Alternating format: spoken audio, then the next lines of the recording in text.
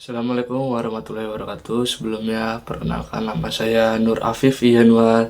Dengan di sini saya akan menjelaskan mengenai komunikasi penyuluhan, pengertian model komunikasi. Model komunikasi adalah deskripsi sederhana mengenai apa yang dibutuhkan untuk terjadinya komunikasi dengan cara mempresentasikan secara abstrak ciri pentingnya dan menghilangkan rincian tidak pentingnya atau Sereno dan Mortensen 2018 halaman 53. Singkatnya, model komunikasi adalah gambaran dari suatu fenomena komunikasi dan hanya menyebutkan hal terpentingnya. Misalnya, maket bangunan adalah model dari bangunan yang sebenarnya dan hanya menggambarkan untuk bangunan saja, tidak dengan siapa saja isi bangunan itu, untuk keperluan apa saja bangunan itu, dan kapan akan digunakan.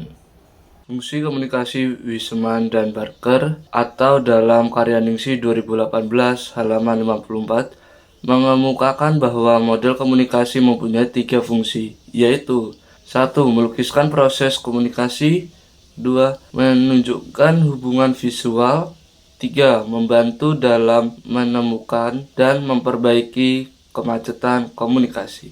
Manfaat model komunikasi BOS atau dalam karya Ningsih 2018 halaman 55 menyebutkan beberapa manfaat model komunikasi sebagai berikut.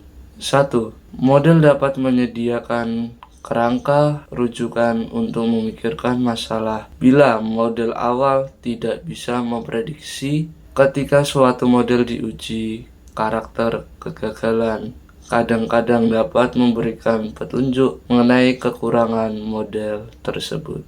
Sebagian kemajuan ilmu pengetahuan justru dihasilkan dari kegagalan sebuah model. Kedua, terbukanya problem abstrak dunia nyata adalah lingkungan yang sangat rumit. Sebuah apel misalnya mempunyai banyak sifat, ukuran, bentuk, warna, dan sebagainya. Dalam memutuskan apakah apel itu akan dimakan atau tidak, hanya sebagian sifat apel yang dipertimbangkan. Ketiga, penggunaan model komunikasi juga dapat memunculkan pertanyaan-pertanyaan baru. Hal itu dapat menyarankan eksperimen awal untuk memastikan karakter mana yang relevan untuk pengambilan keputusan. Model komunikasi model Shannon dan Weaver. Model ini dikemukakan oleh Claude Shannon dan Warren Weaver pada tahun 1949 dalam buku The Messical, The Worry of Communication. Model Shannon and Weaver dianggap salah satu model yang paling kuat pengaruhnya. Pada dasarnya, model ini hendak menjawab pertanyaan, apa yang terjadi pada informasi sejak saat dikirimkan hingga diterima, atau Yusuf 2021 halaman 36. Apabila dirincikan, model ini akan membagi komunikasi menjadi beberapa komponen berikut. Pertama, sumber informasi atau information source, komunikator, media. Kedua, pemancar atau transmitter atau mekanisme yang menghasilkan kata yang terungkapkan, mengubah pesan menjadi sinyal sesuai dengan saluran yang digunakan. Ketiga, saluran atau channel atau udara adalah medium yang menyampaikan sinyal atau tanda dari transmitter ke penerima atau receiver atau mekanisme pendengar. Keempat, sasaran atau destination atau otak yang menjadi tujuan pesan. 5. Gangguan atau noise, psikologis dan fisik. 6. Redundasi atau pengulangan, dan entropi atau ketidakpastian. Model Aristoteles disebut pula model retoris atau rhetorical model atau komunikasi publik yang terdiri dari pembicara atau speaker, pesan atau message, pendengar atau listener.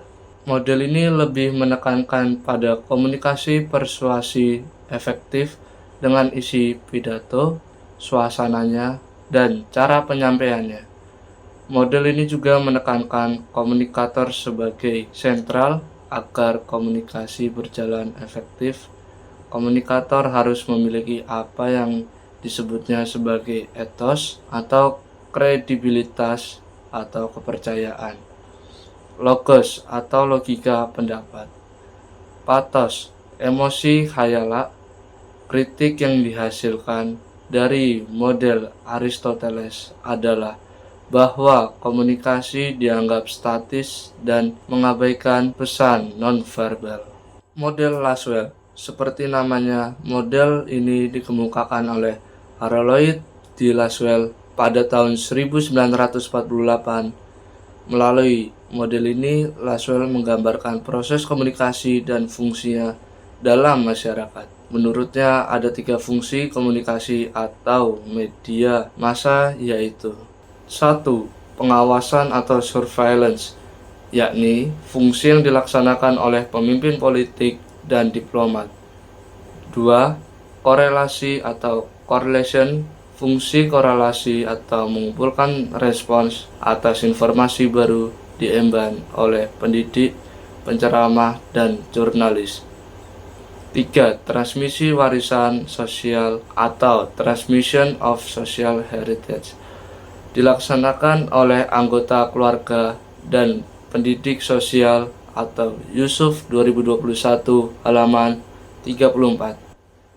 Sekian presentasi dari saya. Wassalamualaikum warahmatullahi wabarakatuh.